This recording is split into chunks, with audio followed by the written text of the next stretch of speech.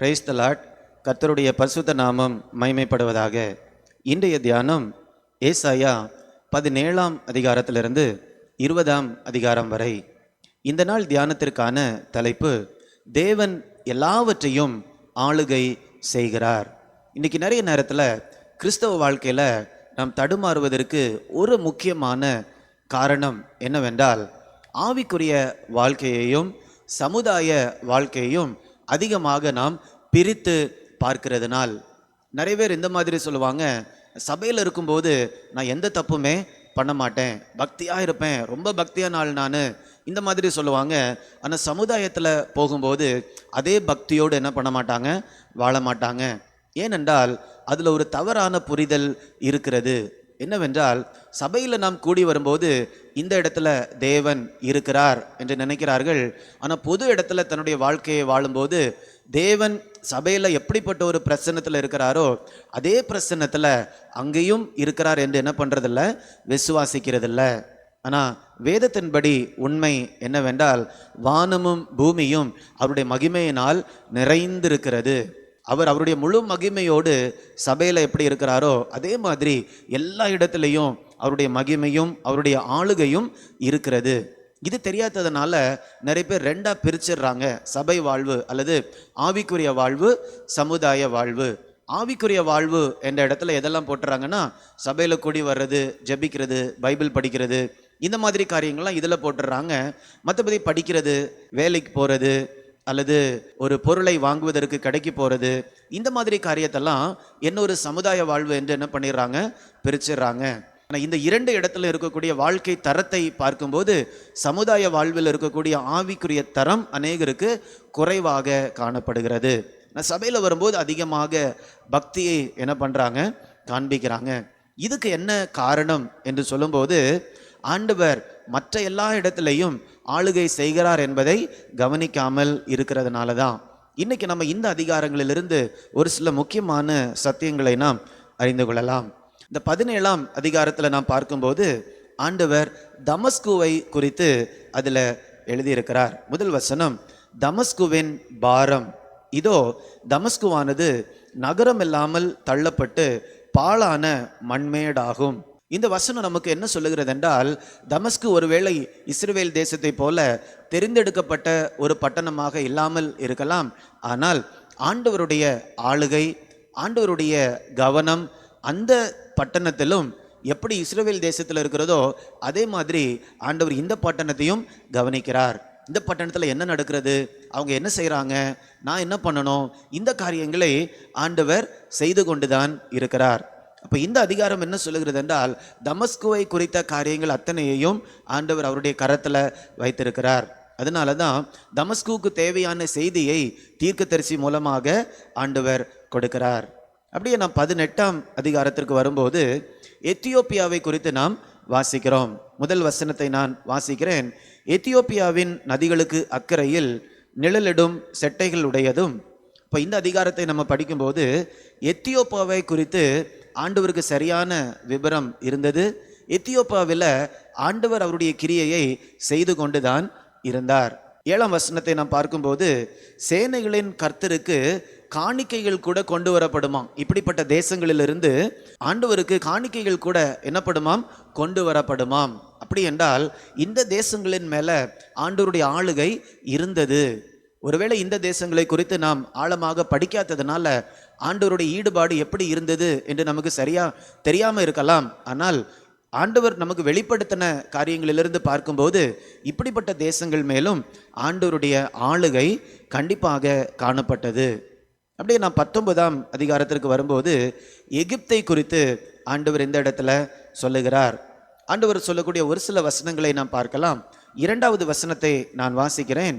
சகோதரனோடே சகோதரனும் சிநேகிதனோடே சிநேகிதனும் பட்டணத்தோடே பட்டணமும் ராஜ்யத்தோடே ராஜ்யமும் யுத்தம் பண்ணும்படியாய் எகிப்தியரை எகிப்தியரோடே போர் கலக்க பண்ணுவேன். 3ஆம் வசனம், அதனாலே எகிப்தியருடைய ஆவி அவர்களுக்குள் சோர்ந்து போகும். இப்போ எகிப்தியர் செய்த காரணங்களுக்காக ஆண்டவர் அவர்களை இப்படியாக நடத்துகிறார். அப்படி என்றால் என்ன அர்த்தம்? எகிப்தியரை நடத்தக்கூடிய வல்லமை, அவர்களை ஆளுகை செய்யக்கூடிய வல்லமை தேவனுக்கு இருந்தது. அது மாத்திரம் கிடையாது, அதை ஆண்டவர் பயன்படுத்தவும் செய்தார். இன்னும் ஒரு சில வசனங்களை நாம் பார்க்கலாம். 19ஆம் அதிகாரம் 14ஆம் வசனத்தை நான் பார்க்கிறேன். கர்த்தர் அது நடுவில் தாறுமாறுகளின் ஆவியை வரப்பண்ணினார். அப்போ இந்த ஜனங்களுக்கு ஒரு சில பாடங்களை சொல்லிக் கொடுப்பதற்காக ஆண்டவர் தாறுமாறுகளின் ஆவியை கூட என்ன செய்கிறார்? அங்கே வர செய்கிறார். 4ஆம் வசனத்தை கூட நாம் பார்க்கலாம். நான் எகிப்தியரை கடினமான அதிபதியின் கையில் ஒப்புவிப்பேன், கடூரமான ராஜா அவர்களை ஆளுவார்கள் என்று சேனைகளின் கர்த்தராகிய ஆண்டவர் சொல்லுகிறார். அவர்கள் ஒரு சில பாடங்களை அவர்கள் கற்றுக்கொள்ள வேண்டும் என்று ஆண்டவர் இவர்களை ஆளக்கூடிய மற்றவர்களுடைய கருத்தில் கூட இவர்களை ஆண்டவர் ஒப்பு கொடுக்கிறார். இன்னும் ஒரு காரியத்தை கூட நான் சொல்லுகிறேன். 19ஆம் அதிகாரம் 24ஆம் வசனம் 25ஆம் வசனத்தை நாம் வாசிக்கும் போது அதனுடைய கருத்தை நான் சொல்லுகிறேன். இவர்களை திரும்பவும் எடுத்து நிறுத்தவும் ஆண்டவரால் முடியும். இவர்களுக்கு பாடம் சொல்லிக் கொடுப்பது மாத்திரமல்ல, இவர்களை புதுப்பிப்பதும் ஆண்டவருக்கு முடியும். 24ஆம் வசனம் இப்படி சொல்லுகிறது. அக்காலத்தில் இஸ்ரவேல் எகிப்தோடும் அசீரியாவோடும் மூன்றாவதாக பூமியின் நடுவில் ஆசீர்வாதமாய் இருக்கும்.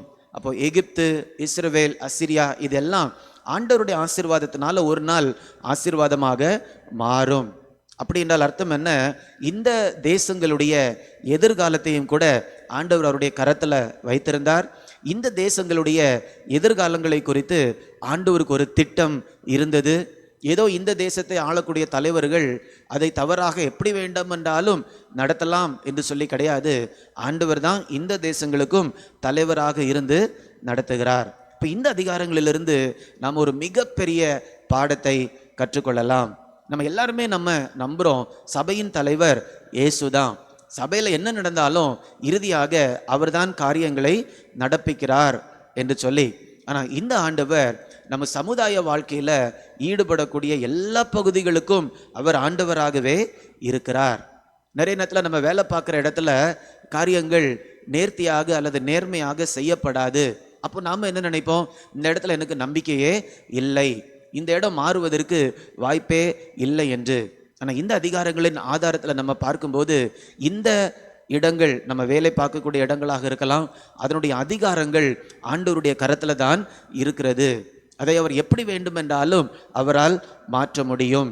ஒருவேளை நம்ம சமுதாய வாழ்க்கை வாழும்போது தேசத்தினுடைய சட்டங்கள் ஒருவேளை நம்முடைய வாழ்க்கையில் நமக்கு பிடிக்காததாக இருக்கலாம், பாதிப்பை கொண்டு வருவதாக இருக்கலாம். ஐயோ, இதிலிருந்து எனக்கு எந்த விதமான விடுதலையும் இல்லையா என்று நம்ம நம்பிக்கையற்றவர்களாக இருக்க வேண்டாம்.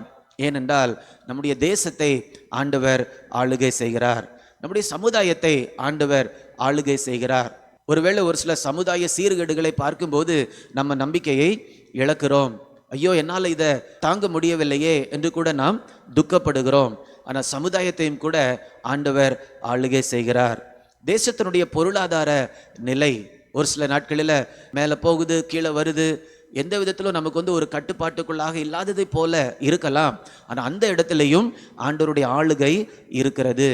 நம்ம வேலை பார்க்கக்கூடிய நிறுவனமாக இருக்கலாம், ஸ்தாபனங்களாக இருக்கலாம், எல்லா இடத்துலையும் ஆண்டவருடைய ஆளுகை இருக்கிறது. அவர் சபைக்கு மாத்திரம் தேவன் அல்ல, அவர் முழு பூமிக்கும், அவர் அண்ட சராசரத்திற்கும் அவர் தேவனாக இருக்கிறார். இப்போ நம்ம வாழ்க்கையில் நம்முடைய வாழ்க்கையின் எல்லா பகுதிகளுக்கும் நம்ம என்ன பண்ணலாம்? ஆண்டவரை நம்பலாம்.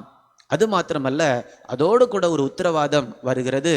நம்ம எந்த இடத்துல இருந்தாலும் ஆண்டவருக்கு பிரியமாக நம்ம என்ன பண்ணணும்? நடக்க வேண்டும். சபைக்குள்ளால் இருக்கும்போது மாத்திரமல்ல, அல்லது ஜெப நேரத்தில் மாத்திரமல்ல, நம்ம வேலை பார்க்கும் போதும் அந்த சூழ்நிலையிலையும் அங்கே ஆண்டவர் தான் தலைவராக இருக்கிறார். அப்போ அந்த இடத்துல நம்ம கீழ்ப்படியும் போது, சரியாக நம்முடைய பொறுப்புகளை செய்யும் போது ஆண்டவருக்கு கீழ்ப்படுகிறோம். நம்ம வேலை செய்யக்கூடிய நிறுவனம், நம்ம படிக்கக்கூடிய இடம், இந்த எல்லா இடங்களிலேயும் ஆண்டவர் தான் தலைவராக இருக்கிறார் என்பதை அங்கீகரிக்கும் போது எல்லா இடத்துலையும் நம்ம என்ன பண்ணுவோம்? சமமாக நாம் அவருக்கு கீழ்ப்படிவோம். அவருடைய ஆளுகையை எல்லா இடத்துலையும் நம்ம என்ன பண்ணுவோம்? உணர்ந்து கொள்ளுவோம். அதனால் இனி நம்ம என்ன பண்ணக்கூடாதுன்னா, இது ஆவிக்குரிய வாழ்க்கை, இது சமுதாய வாழ்க்கை என்று நம்ம என்ன பண்ண வேண்டிய அவசியம் இல்லை, பிரிக்க வேண்டிய அவசியம் இல்லை. அப்படி பிரித்தோம் என்றால் மிக குறைந்த அளவில் தான் ஆண்டவரை நம்ம என்ன பண்ண முடியும்? திருப்திப்படுத்த முடியும். ஆனால் என்னுடைய எல்லா பகுதிகளிலும் ஆண்டவர் தான் ராஜரீகம் பண்ணுகிறார். எந்த இடத்துலனாலும் நான் ஆண்டவருக்கு பிரியமாக நடப்பேன் என்று நம்ம சொல்லும்போது இப்படிப்பட்ட பிரிவினைகளை நம்ம மாற்றி ஒரே வாழ்க்கை, ஒரே தேவன், ஒரே தலைவர், அவருக்கு எல்லா இடத்துலையும் என்னுடைய வாழ்க்கையை நான் அர்ப்பணித்திருப்பேன், எல்லா இடத்துலையும் அவரை நான் நம்புவேன், அவருக்கு கீழ்ப்படிவேன் என்று நம்ம வாழும்போது கண்டிப்பாகவே நம்முடைய வாழ்க்கை ஒரு உயர்ந்த தர வாழ்க்கையாக காணப்படும்.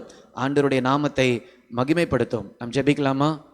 அன்பின் ஆண்டவரே, நீர் வானம் பூமியை உருவாக்கி இருக்கிறீர், அண்ட சராசரத்தையும் உருவாக்கி இருக்கிறீர், தேசங்களை ஆளுகை செய்கிறீர், ஒவ்வொரு தேசத்தின் மேலும் நீர் அதிகாரம் செலுத்துகிறீர். உமக்கு நன்றி.